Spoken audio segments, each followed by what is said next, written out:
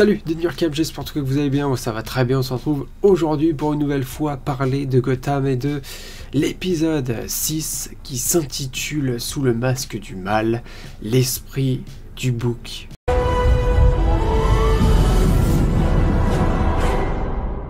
Voilà, qu'est-ce que va être cet épisode? Un épisode un peu slasher, parce que ouais, c'est vrai que l'antagoniste, il a ce masque de bouc qui fait un peu peur, et même l'ambiance y prête très bien. C'est pour ça que j'ai toujours adoré Gotham, c'est que ils arrivent à avoir ce côté un peu surnaturel, horrifique, dans cette ville de Gotham, et ça c'est génial. Hormis que l'épisode s'éparpille un peu trop, je trouve. Vraiment, il y a un moment donné, en fait, on est vraiment sur l'enquête. Ça se passe 10 ans avant, puis là on voit Bullock avec son ancien coéquipier, qui enquêtait déjà à l'époque sur ce mystérieux meurtrier, tueur en série, qui a sa particularité. Évidemment, comme tout tueur en série, ils ont chacun leur petite particularité, de mettre un penny, enfin une pièce, carrément greffée dans le crâne de la victime ou dans la bouche, je sais plus, je crois que c'était dans le crâne. En plus j'ai vu l'épisode j'ai vu l'épisode hier et je m'en rappelle déjà pas, c'est génial. Non, je crois que c'était dans le crâne, enfin bon, c'est qu'un détail. Déjà tu sens le côté un peu malsain, un peu glauque de la chose, déjà avec son masque de bouc. Ouais, on va avoir vraiment ce côté un peu slasher total dans cet épisode, l'ambiance qui s'y prête très bien dans Gotham, ça c'est génial. Mais l'épisode s'éparpille un peu trop. Voilà, c'est que on a l'enquête principale, ça se passe 10 ans avant, après on a le présent. On enquête toujours là-dessus, mais cette fois-ci, évidemment, il y a Jim et Bullock. Bullock qui avait déjà intervenu sur cette enquête et il se demande même comment est-ce possible qu'on ait le meurtrier qui, d'ailleurs, va aussi avoir le même mode opératoire, ces mêmes petites particularités de mettre ce penny. Bullock se dit ce n'est pas possible. Il va carrément aller revoir son ancien coéquipier pour justement l'avertir, même si son coéquipier à l'hôpital il a un problème avec le foie, un truc comme ça. Et le problème, c'est que l'épisode s'éparpille un peu trop. À un moment donné, c'est simple, on a l'enquête, on est à fond dedans, on a Enigma qui est là aussi, évidemment, c'est le légiste, donc le gars est là sur la scène de meurtre, et à un moment donné, t'as une scène au bout de, je crois, une quinzaine de minutes qui coupe un peu le rythme. Enfin vraiment, je trouve qu'on est bien à fond dedans dans cette enquête, on veut savoir. Et je trouve que voilà, ce moment où on a Cobblepot, Oswald, voilà, cette scène coupe tout. Coupe tout. On aurait dû mettre cette scène, justement, la placer un peu plus loin. Parce que le fait de la foutre là, cette scène, en plus, elle arrive vraiment à 10 ou 12 minutes. Donc, vraiment, en plus, elle a aucun intérêt. Voilà, Oswald rentre et dit à sa mère, ouais, ils me prennent pas au sérieux, sa mère dit tu vas devenir quelqu'un, et puis terminé. Voilà, et puis on retrouve l'enquête. Voilà, je trouve que la scène est mal amenée, et même si c'est Gotham, et on le sait que Gotham a ses défauts, et c'est vrai qu'ils ont tendance à s'éparpiller un peu trop partout, mais cette scène-là coupe vraiment l'intrigue principale. À un moment donné, on a aussi Bruce Wayne qu'on va retrouver, et même au bout de 12 ou 13 minutes aussi. Bon, après, c'est vrai que Bruce Wayne peut être un peu plus, je trouve, impliqué et touché par ce qui se passe, parce que, voilà, l'esprit du bouc tue tous les gosses de riches. Donc évidemment, c'est vrai que Bruce Wayne peut potentiellement être touché par ça. Bruce Wayne qui n'a pas envie de quitter son manoir. Alfred, il m'a fait de la peine à ce moment-là. C'est vraiment... Alfred, voilà, qui dit à Bruce... Enfin, plutôt Bruce qui dit à Alfred, non, j'ai pas envie de quitter le manoir. Alfred, il dit, mais il faudrait le quitter. Et Bruce qui dit, de toute façon, si l'esprit du bouc m'enlève, y a personne qui me recherchera, enfin, y a personne qui tient à moi. T'as Alfred, le regard, quand même. Ah, c'est un gosse qui est en train de te balancer ça, et puis Alfred qui n'arrête pas de s'occuper de Bruce.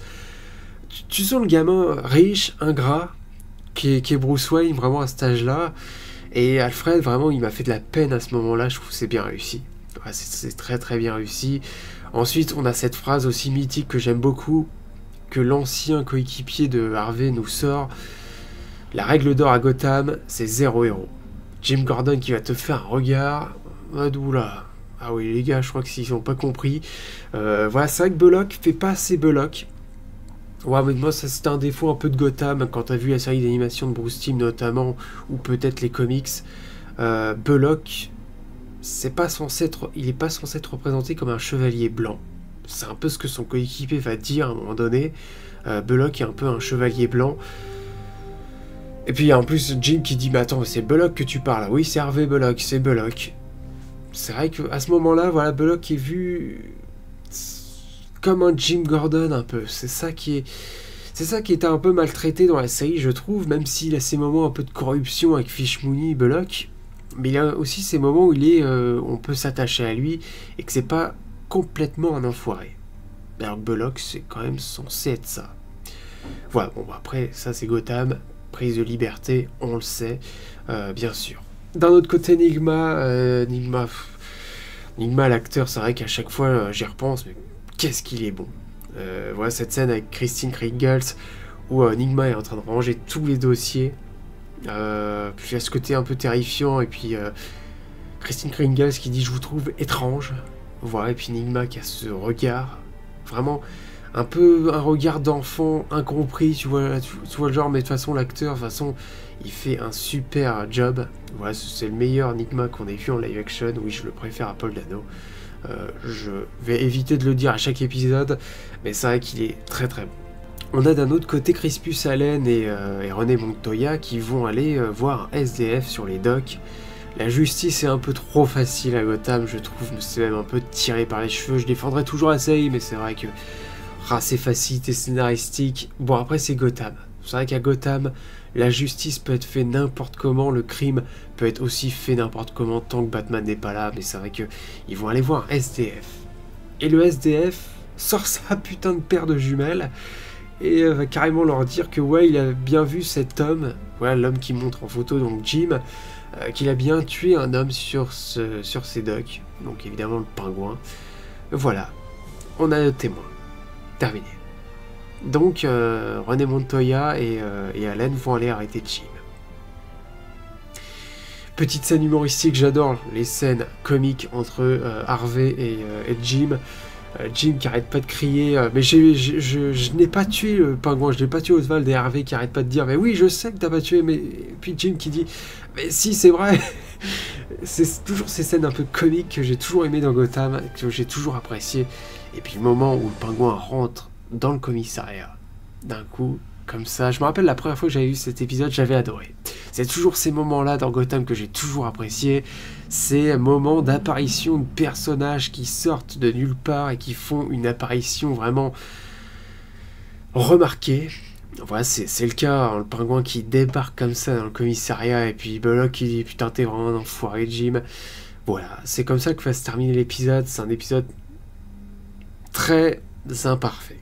Quand même, il s'éparpille un peu partout. Et au final, bon, l'esprit du book, voilà, il y a du suspense un peu, même si on peut le deviner, comme quoi c'est le docteur, donc c'est ce psychologue, le docteur Marx, je crois qu'il s'appelle, qui donc a hypnotisé plusieurs personnes, et c'est elle qui a aussi été la thérapeute, la thérapeute de l'ancien esprit du book, donc de l'ancien tueur qui s'est passé il y a 10 ans. Voilà, donc Belloq va évidemment lui tirer une balle dans le talon d'Achille. Vraiment, ça va être génial. Et puis voilà, fin de l'histoire, fin de l'épisode. Comme je vous ai dit, c'est pas un épisode parfait, mais c'est un épisode où on passe quand même toujours. De toute façon, devant Gotham, je vous dirai jamais qu'on passe un mauvais moment. C'est vrai que je passe toujours un bon moment. Mais c'est un épisode qui n'est pas le meilleur et qui, justement, je pense qu'on aurait pu enlever le pingouin. Hormis la fin, voilà, la fin, le moment où il rentre dans le commissariat. Je pense qu'on aurait pu enlever tous ces moments où il est avec sa mère dans la baignoire, tout ça. Il y a des moments qu'on aurait pu éviter et arriver directement à la fin. Mais bon, c'est vrai qu'Oswald est présent durant toute la série, chaque épisode. Voilà pour ce qui est de la critique de cet épisode 6 de Gotham. J'espère en tout cas que ça vous a plu. N'hésitez pas à me dire dans les commentaires est-ce que vous avez vu cet épisode. Et puis, likez cette vidéo. Abonnez-vous, bien sûr, vous êtes nombreux, j'ai vu, à regarder les vidéos et ne pas être abonné, pardon. Hormis mes fautes de français, j'imagine que c'est pas ça l'excuse du pourquoi vous n'êtes pas abonné. Voilà, bon, faites ce que vous voulez, bien sûr. Et puis moi, je vous souhaite la bienvenue à l'Asile Arkham. Allez, salut!